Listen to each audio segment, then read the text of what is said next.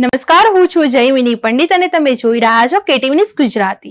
આજે આપણે વાત કરવા જઈ રહ્યા છે પાવન તહેવાર વિશે, લાભ પાંચમની।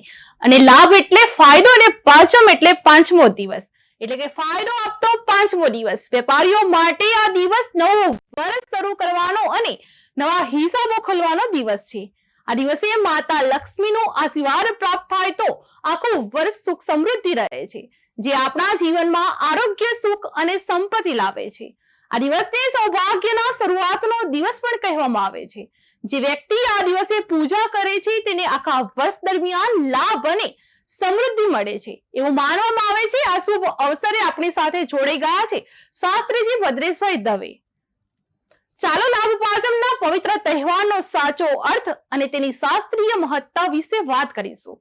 શાસ્ત્રીજી, આપનું સ્વાગત છે। નમસ્કાર। સૌપ્રથમ તો લાભ પાંચમની શુભેચ્છા। લાભ પાંચમની પૂજા કેવી રીતે કરવામાં આવે છે?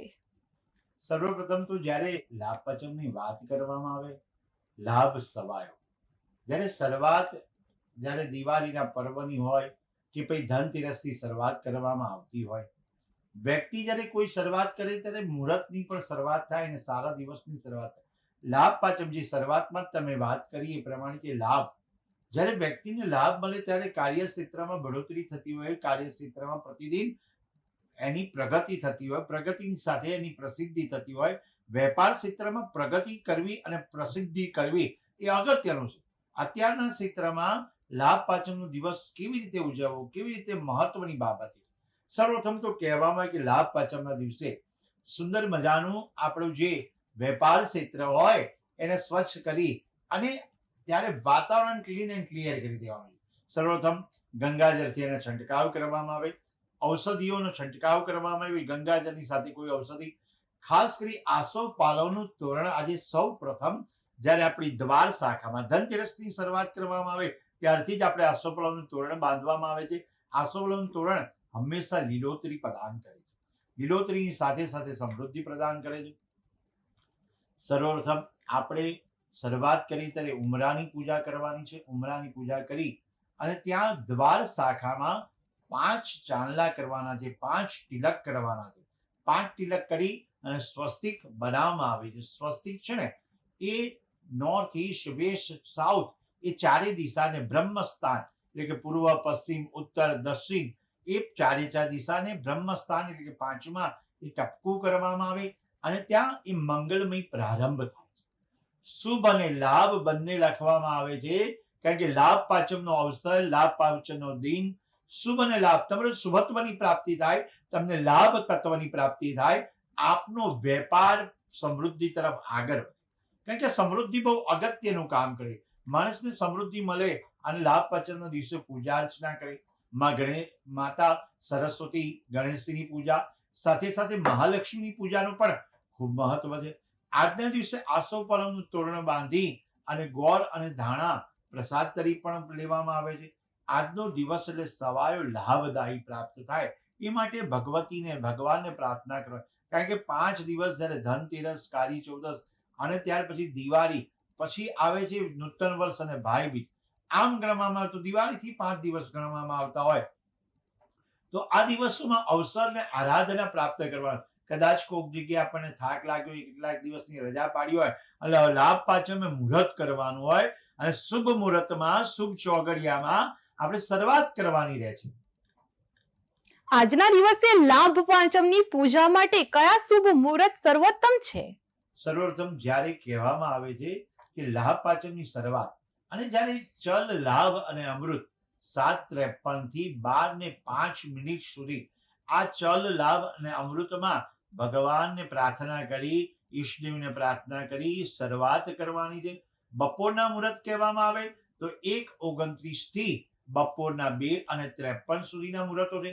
સાંજે પણ આપણે ઘણા લોકો દૂરથી આવતા હોય, દૂરથી કરતા હોય તો 5:41 પછી પણ સંધ્યાકાળે કેવલ ને કેવલ દીવાબત્તી કરવા, આ પૂજા નથી થઈ શકતી તો સવારની પરમાં બધી પૂજા કરવાની છે।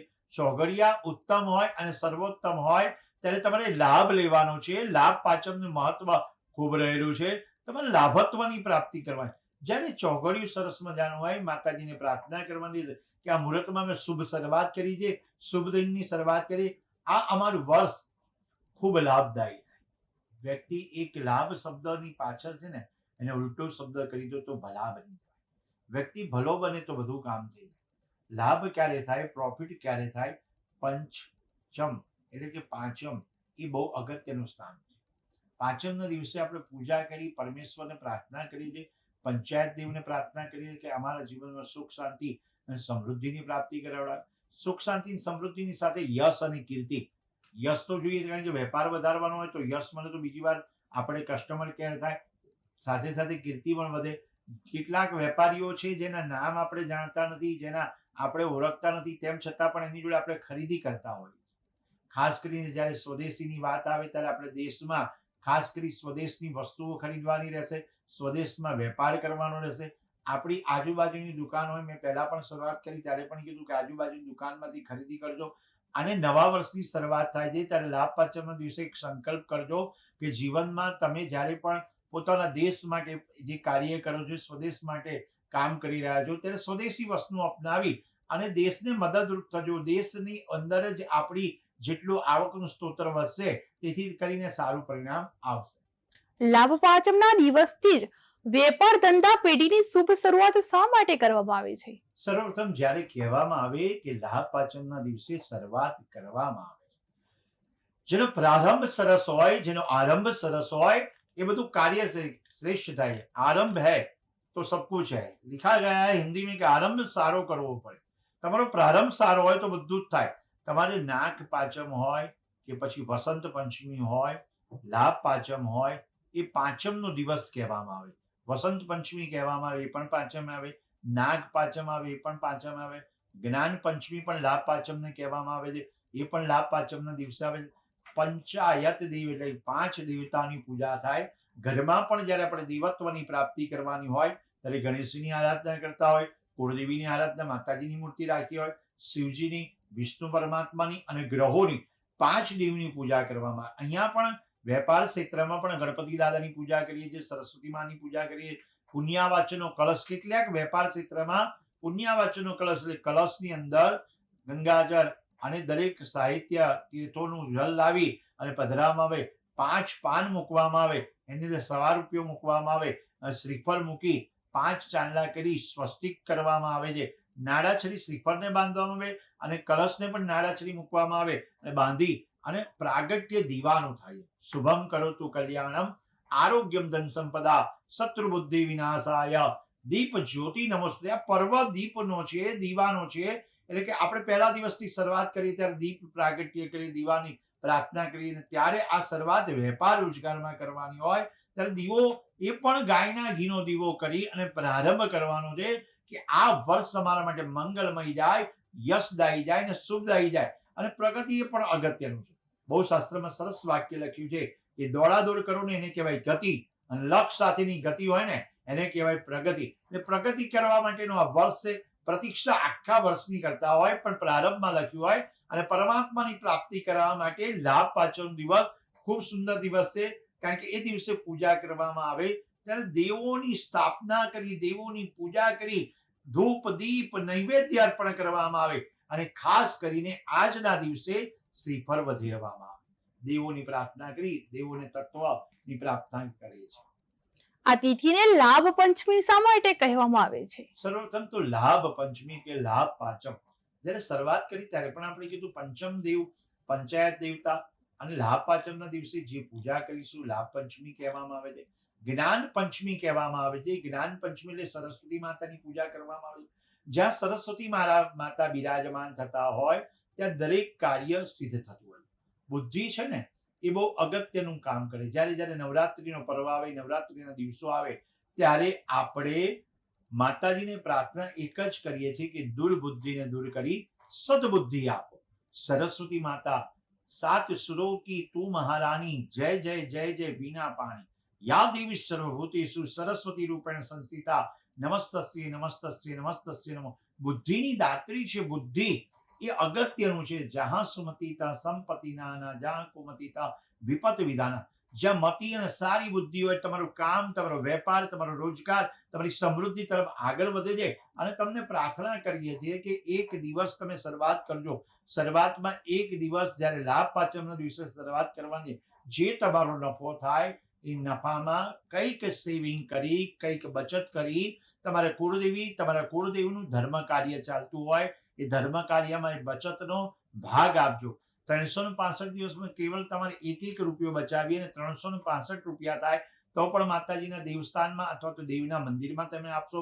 તમારું વર્ષ લાભદાયી જશે અને શુભદાયી જશે. આ દિવસે કયા માતાજીની પૂજા કરવામાં આવી રહી છે? સર્વપ્રથમ જયારે વાત કરી ત્યારે ગણેશજી વિઘ્નહર્તા, વક્રતુંડ મહાકાય સૂર્યકોટિ સમપ્રભ નિર્વિઘ્નમ કુરુ મે દેવ શુભ કાર્યેષુ સર્વદા. ગણેશજીની આરાધના પ્રથમ પૂજનીય દેવ. જ્યારે ગણપતિ દાદાની પૂજા કરવામાં આવે, સાથે સાથે મહાલક્ષ્મીની પૂજા અને મહાસરસ્વતીની પૂજા કરવામાં આવે. લાભ પાંચમનો અવસર આવે ને ત્યારે સરસ્વતી માતાની સાથે સાથે લક્ષ્મીની પણ પૂજા કરવામાં આવે, ઈષ્ટદેવને પ્રાર્થના કરવામાં આવે અને ગોળ ધાણા ધરાવવામાં આવે. ગોળ ધાણા સવાયા પ્રમાણે અર્પણ કરવામાં આવે. આપણું આ વર્ષ ને સવાયું જાય, જેટલું છે એના કરતાં બેનિફિટ વધારે થાય, આપણું પ્રોફિટ વધે. અને બેલેન્સ શીટ જોવા જઈએ તો આપણે જ્યારે આપણા ઘરમાં ને આપણા વેપારમાં સમૃદ્ધિ વધે, પણ આપણી જોડે જે કામ કરતા હોય, જે આપણા સહભાગી હોય, આપણી જોડે સહ કર્મચારી હોય, એને પણ મદદરૂપ થવાનું છે. એને પણ આપણે સહાનુભૂતિ આપવાની કે આજનું વર્ષ સરસ હશે, આપણા જીવનમાં આગળ પ્રતિષ્ઠા વધશે તો તમને પણ બેનિફિટ થશે. જ્યારે કર્મ તમારું શ્રેષ્ઠ હોય ને તો તમારું પરિણામ પણ શ્રેષ્ઠ આવે છે. પરિણામ શ્રેષ્ઠ તરફ આગળ વધી અને ભગવાનને પ્રાર્થના કરવાની કે આ દિવસોમાં કોઈ પણ પ્રકારનું અમારું વિઘ્ન હોય એ વિઘ્ન દૂર કરજો, અમને યશ અપાવડાવજો. એક વ્યક્તિ જ્યારે વેપાર ક્ષેત્રમાં જાય ને ત્યારે પગે લાગી ઉમરાની પૂજા કરીને એ એન્ટ્રન્સ થાય એટલે પ્રવેશ કરો. ખાસ આજના દિવસે તમારા ઘરમાં કોઈ કુવાસી હોય એના હાથે વેપાર ક્ષેત્રમાં ચાંદલો કરાવજો, ચોખા લગાવજો અને ખાસ કરી કંઈક એવો સિક્કો ગ્રીન કાપડમાં મૂકી, સિક્કો રૂપિયાનો હોય, 10 રૂપિયાનો હોય કે 20 રૂપિયાનો હોય, જે પણ સિક્કો ચલણમાં આવે એ ગ્રીન પોટલીમાં તમે મૂકી અને માને પ્રાર્થના કરજો કે માં અમારે સમૃદ્ધિની પ્રાપ્તિ થાય. જો તમારે કેશ કાઉન્ટરમાં જો તમે ભૂતકાળમાં તમે ગોમતી ચક્ર કે કમળ કાકડી એવું કંઈ રાખ્યું ન હોય તો નવી શરૂઆત લાભ પાંચમના દિવસે કરી અને ગોમતી ચક્ર, કમળ કાકડી, હળદરનું ગાંઠ એ બધું રાખશો તો તમારે સમૃદ્ધિની પ્રાપ્તિ થશે. લાભ છે ને સાથે સાથે જે મંત્રોચ્ચાર, વિધિ, પ્રાર્થના નિયમિત તમારા વેપાર ક્ષેત્રમાં સમૃદ્ધિ વધારવા માટે સંકટ નાશન સ્તોત્રનો પાઠ, મહાલક્ષ્મી અષ્ટકનો પાઠ એ બધો પાઠ કરવાનો અને શ્રી સુક્તમનો પાઠ નિયમિત થાય. 40 દિવસ સુધી જો ઘરમાં કે તમારા વેપાર ક્ષેત્રમાં શ્રી સુક્તમનો પાઠ થશે તો તમારી ધન લક્ષ્મીની પ્રાપ્તિ અને યશ લક્ષ્મીની પ્રાપ્તિ કરાવડાવશે. જી, લાભ પાંચમના દિવસે ઘરમાં કઈ રીતના પૂજન કરવાથી માતા લક્ષ્મીની કૃપા પ્રાપ્ત થાય છે? સર્વપ્રથમ તો જ્યારે વાત કરવાનું, કેટલાક અત્યારે ઘરમાં પણ પૂજન કરીને કામ કરતા હોય, ઓફિસ નથી હોતી, ઓફિસથી કામ નથી કરતા, તો ઘરમાં પૂજન કરવાનું એક નિયમિત તમારે દીપ પ્રાગટ્ય કરવાનું છે. નિયમિત તમે સફેદ વસ્તુ એટલે કે જ્યારે મહાલક્ષ્મીની કૃપા મેળવવાની છે અને મહાસરસ્વતીની કૃપા મેળવવાની છે તો તમારે કંઈ પણ સફેદ વસ્તુની મીઠાઈ માતાજીને ધરાવવાની છે. માતાજીને પ્રાર્થના કરવાની છે કે માં ભગવતી આનંદમય વાતાવરણ થાય, લાભ પાંચમનો સવાયું થાય, લાભ પાંચમનો દિવસનો અવસર ખૂબ ભાગ્યશાળી હોય તો પ્રાપ્ત થાય. અને આ મુહૂર્તોમાં જો કામ કરવામાં આવે તો સફળતા તો તમને પ્રાપ્ત થાય છે. અને સફળતા મળ્યા પછી પણ એને પચાવી એ પણ અગત્યની છે. વ્યક્તિ જ્યારે સફળ થાય ને એ અગત્યનું છે, પણ એની સફળતા મેળવ્યા પછી એને પચાવવાની પણ અગત્યની છે. તો આપણે લાભ પાંચમના દિવસે માતા સરસ્વતીની પ્રાર્થના કરીશું, મહાલક્ષ્મીને પ્રાર્થના કરીશું, ગણેશજીને પ્રાર્થના કરીશું અને આપણા જે વેપાર રોજગારમાં કોઈ પણ વ્યક્તિ સાથે કામ કરતું હોય ને એને લાભ પાંચમના દિવસે પણ કંઈક ગિફ્ટ આપવાની રહેશે, કંઈક એમને ભેટ આપવાની રહેશે. કારણ કે તમે લાભ પ્રાપ્ત કરવાનો છે તો તમારી જોડે સંકળાયેલા લોકોને પહેલા જ આપશો તો કંઈક પ્રાપ્ત થશે. એ પ્રતિબિંબ આપણે કે જેટલું આપીશું, જેટલું વાવીશું, જેટલું પ્રાપ્ત કરાવડાવીશું, એક્શન ટુ રિએક્શન, આદાન પ્રદાન, તો આપણે પ્રાપ્તિ થવાની ઈશ્વર તમને આપી રહ્યા છે. ઈશ્વર ને તમારે અનુભૂતિ કરવાની છે કે પ્રભુ તમે મને આપો છો, હું બધાને સંપાદન કરી રહ્યો છું, ખૂબ સમૃદ્ધિની પ્રાપ્તિ કરાવે. જી, લાભ પાંચમના દિવસથી વેપારી રોજગાર શા માટે શરૂ કરવામાં આવે છે? લાભ પાંચમના દિવસે વેપારની શરૂઆત કરવામાં આવે. શુભ દિવસ એટલા માટે છે, એટલા માટે પ્રારંભ કરવામાં આવે, શુભત્વની પ્રાપ્તિ થાય, યશની પ્રાપ્તિ થાય. લાભ પાંચમ સવાયું આપી રહ્યું છે એટલે લાભ પાંચમ જ્ઞાન પંચમી છે. બુદ્ધિને દાતા છે, બુદ્ધિ શ્રેષ્ઠ આવે અને કામ થઈ શકે, વેપાર રોજગારમાં સમૃદ્ધિ મળે, એના માટે લાભ પાંચમનું મહત્વ છે. પાંચમના મહત્વમાં પણ આપણે કીધું જ્ઞાન પંચમીનું મહત્વ એટલે કે લાભ પાંચમનો દિવસ નાગ પંચમી એટલે નાગ બાપાની પૂજા કરવામાં આવે છે, શ્રાવણ મહિનામાં આવે છે. અને વસંત ઋતુમાં વસંત પંચમી આવે છે ત્યારે પણ આપણે પૂજા કરતા હોય એટલે વસંત બહાર કહેવામાં આવે છે. તો આ પાંચમ છે ને પંચાયત એટલે પંચદેવની પૂજાનું મહત્વ છે. અને 5 એલિમેન્ટ્સ પૂર્વ, પશ્ચિમ, ઉત્તર, દક્ષિણ અને બ્રહ્મસ્થાન એની પૂજા કરી દરેક જગ્યાએથી દેવતાઓ આપણને પ્રારંભ આપે અને પરમાત્માની પ્રાર્થના થાય, એના માટે આ પ્રાપ્ત કરવાની પ્રાર્થના કરી રહ્યા છે.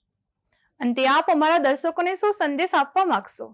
સૌપ્રથમ જ્યારે આપણે વાત સંદેશની કરવામાં આવે તો શાસ્ત્રને લિખિત કેટલીક બાબતો છે તેનું ધ્યાન રાખવાનું છે. જ્યારે સરસ્વતી માતાની ઉપાસના કરવાની છે, સરસ્વતી માતાને પ્રાર્થના કરવાની છે. તમારા દીકરા દીકરી, તમારા કોઈ પણ વેપાર ક્ષેત્રમાં સરસ્વતી માતાની એક મૂર્તિ રાખજો, પ્રતિબિંબ તરીકે એમને બિરાજમાન કરજો અને એક પ્રાર્થના કરજો, સરસ્વતી માતા મને એવી બુદ્ધિ આપે કે કોઈ પણનું હું અહિત ન ઈચ્છું અને સમાજમાં હંમેશા તમે આગળ તમને રાખી અને શ્રેષ્ઠ પરિણામ આપું. અને પરિણામ કેવું કે હું એક આઈડલ બનું કે બધાને સહમતિ કંઈક મદદરૂપ થઈ શકું, હેપી ટુ હેલ્પ. જ્યારે આપણે કોકને હેલ્પ કરીએ છીએ તો આપણું જોઈને કોઈક વ્યક્તિ પણ એમ ઈચ્છે છે કે હેલ્પ કરવી જોઈએ. અને જ્યારે સમાજ આપણી તરફ દ્રષ્ટિ કરતો હોય કે આપણે શું કરી રહ્યા છે ત્યારે આપણે વિચારવાનું છે કે કેવલ ને કેવલ તમે કોકને મદદ કરશો, કોઈ તમને મદદ કરશે, કોઈકનો હાથ ઝાલશો તો કોઈ તમને હાથ ઝાલશે. હાથ ઝાલીને એકબીજાનો જે શ્રેષ્ઠ છે ને એ એકબીજાને સાથ આપી અને કામ કરશો, સમાજ આગળ વધશે, દેશ આગળ વધશે અને તમારી પણ કીર્તિ આગળ વધશે. શાસ્ત્રીજી ભદ્રેશભાઈ દવે પાસેથી મળેલા આ જ્ઞાનપૂર્ણ વિચારો આપણા માટે ખૂબ પ્રેરણાદાયી છે. આ દિવસ ખાસ કરીને વેપારીઓ, દુકાનદારો અને નવા કારોબાર શરૂ કરનારાઓ માટે ખૂબ શુભ માનવામાં આવે છે.